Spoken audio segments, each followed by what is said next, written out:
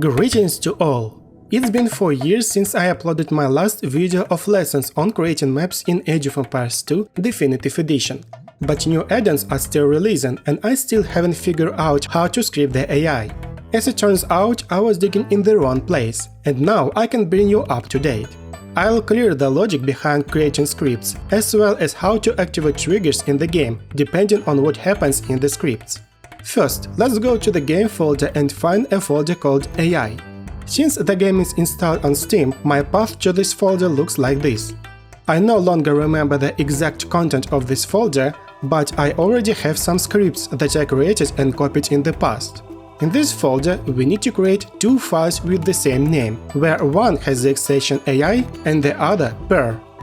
AI is empty and doesn't need to be edited. It is responsible for the ability to select the script in the map editor on the player's settings screen. But the second file is responsible for the script itself, and we will need to edit it. I did this using WordPad, but you can do this using regular Notepad.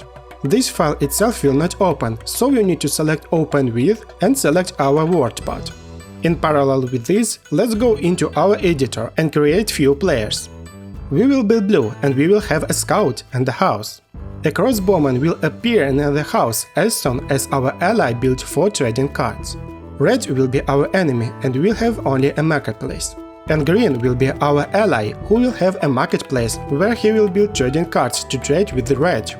Let's make the green one an ally of us and the red player, and select our AI that we created earlier in the personalities field.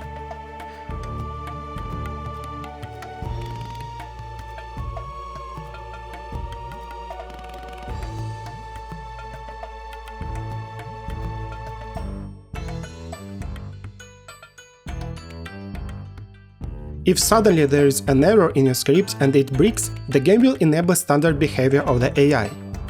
Now let's go back to the script. Go back to the root folder of the game and find the docs folder, and in it go to the all folder.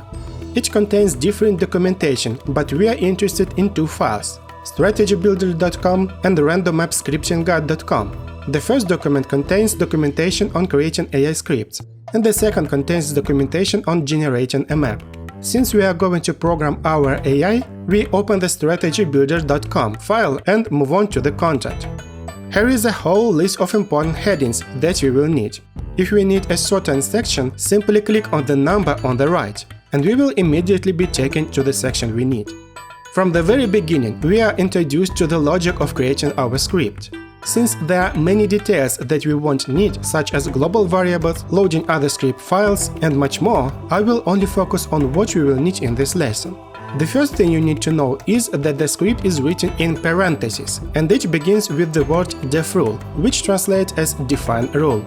After that, there is a condition and an action, which are also written in parentheses. For ease of reading, scripts are written with spaces like this to make them easier to read for you. The documentation provides examples of the syntax of these rules, but in order to understand the scheme, you need to read a 145-page document, which in our time we don't really want to do. Therefore, I will briefly tell you what criteria we use to build our script. First, let's decide what our goal is. An ally must train 4 trade cards, after which we get some actions in the game itself.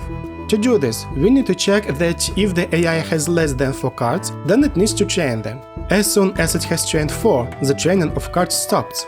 This means we need to start with the conditions. Therefore, let's return to our content and find a list of facts. They are on page 20. Click on the number and go there. Here we have a whole list of things that we can compare. All facts can be logically understood if you know English, but we need to understand how many cards does the AI have. Therefore, we find unit type count. This parameter allows you to check how many units of a certain type the AI has in total. Why I don't use unit type count total is because in the first case already created units are counted, and in the second case units in the queue for creating are counted. That's it, when we already have 3 units and the 4th is creating, it is considered that the AI already has 4 units. We will only count those that have already been created.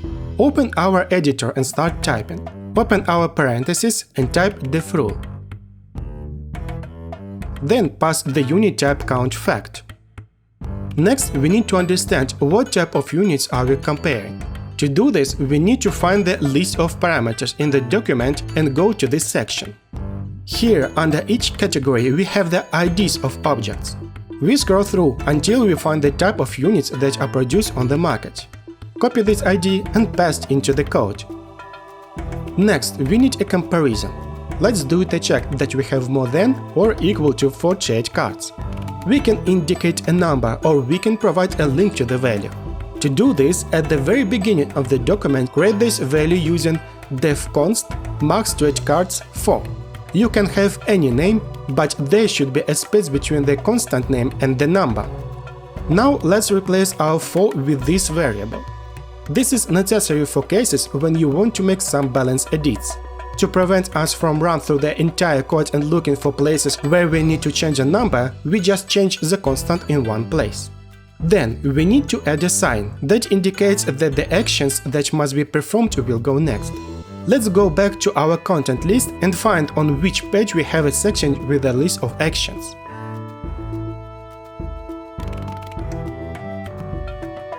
Let's click on the number and we will immediately take into the list. Here we see many actions that we can perform, as well as parameters that these actions require. But we need a set signal action. It sends a signal that you can catch in the game. You can specify the number of the value, but you will have to specify it in the game in the future. Our condition is ready, but now we need to ask some kind of the check for our AI, so that it works correctly. It needs resources to build a card, which means we need to check whether the AI has the resources to build a card, and how many cards it has currently built. Let's return to our content list and again move to the list of the facts, just like we did in the case of trading card. Let's find the canTrain unit parameter. It has a unit parameter where we need to specify the type of unit. You can copy the previously specified trade card. One condition is already ready. Now we need to compare the number of cards at the moment. To do this, you can copy the previous condition but change comparison sign to less than. Now we need to move on to action. If we can build cards and their number is less than 4, then we need to build a card. To do this, find a section Actions in the document content list, and at the end we see the command we need, train unit. Only instead of unit, we insert in our card. We write the condition and the code will now look like this.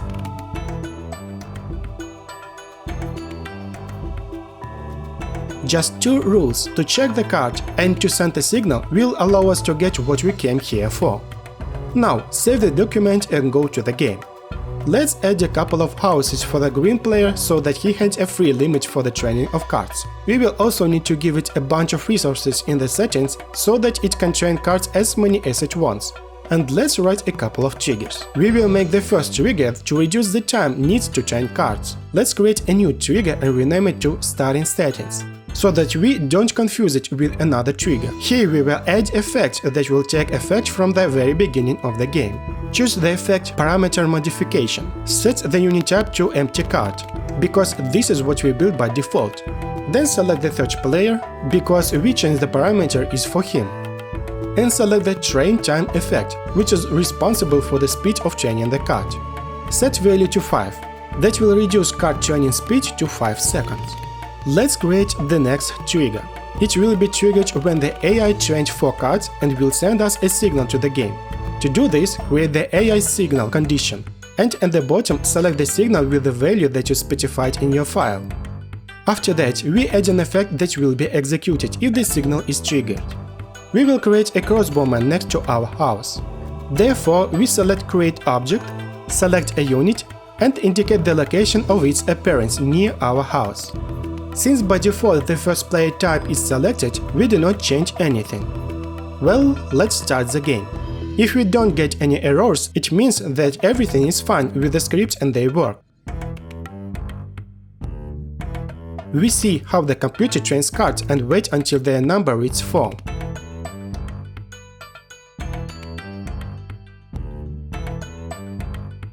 And so, our unit appeared. Now, you know how the simple scripts are built and how to organize the connection between scripts and the game triggers. Well, Extreme Angel was with you. press the like button if you like this video, leave comments to promote it, and subscribe to the channel if you don't want to miss more videos. Support me on Patreon and buy me a coffee so that I was more motivated to make new videos, and I will just be glad that someone supports me. Bye everyone!